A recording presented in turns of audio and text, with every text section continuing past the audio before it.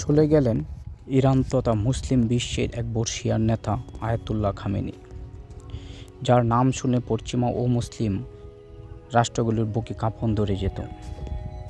Ayatollah Khamenei জন্মগ্রহণ করেন 1939 সালের ইরানের মাশহাদ গ্রামে। তিনি ছিলেন শিয়া ধর্মের অনুসারী। ছোটকাল থেকে অত্যন্ত মেধাবী ছিলেন। তিনি পড়াশোনা করেন তার নিজ গ্রামে এবং পড়াশোনার শেষে জড়িয়ে পড়েন রাজনীতিতে। ছোটকাল থেকে তিনি ইসলাম ধর্ম প্রচারের জন্য ছিলেন দৃঢ় প্রত্যয়ী, যার জন্য তিনি অল্প বয়সী রাজনীতিতে জড়িয়ে পড়েন এবং ক্রমেই তার জনপ্রিয়তা বৃদ্ধি পেতে থাকে। মুসলিম বিশ্বের জন্য ছিলেন এক নিবেদিত প্রাণ। কোনো হুমকি তাকে কুপঘাত করতে পারেনি।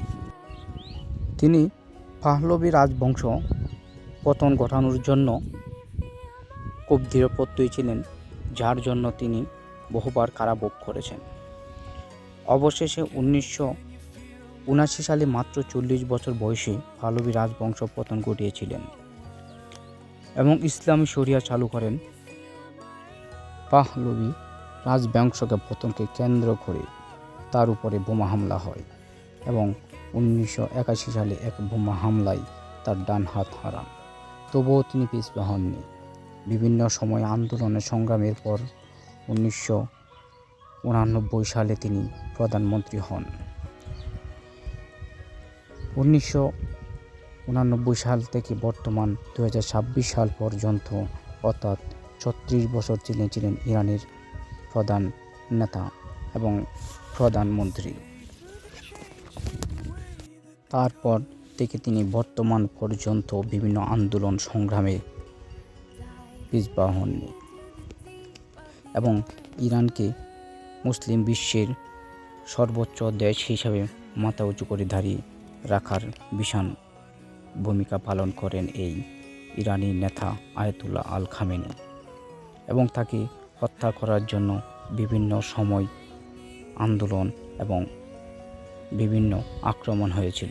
তবুও তিনি টিকে ছিলেন ইরানকে মাথা উঁচু করে সবার জনপ্রিয়তার শিরোমণি হয়ে। তিনি একমাত্র আল্লাহ তাআলা ছাড়া কাউকে ভয় পেতেন না। বারবার বিভিন্ন দেশ থেকে হুমকি আসা সত্ত্বেও তিনি মাথা উঁচু করে দাঁড়িয়েছিলেন। তিনি বারবার বলেছেন, মুসলিমরা একমাত্র আল্লাহ ছাড়া কাউকে ভয় পান না। শেষে তার মৃত্যু হয় এক বিশ্বাসঘাতকের কারণে। এই বিশ্বাসঘাতকের নাম ইসমাইল খানি।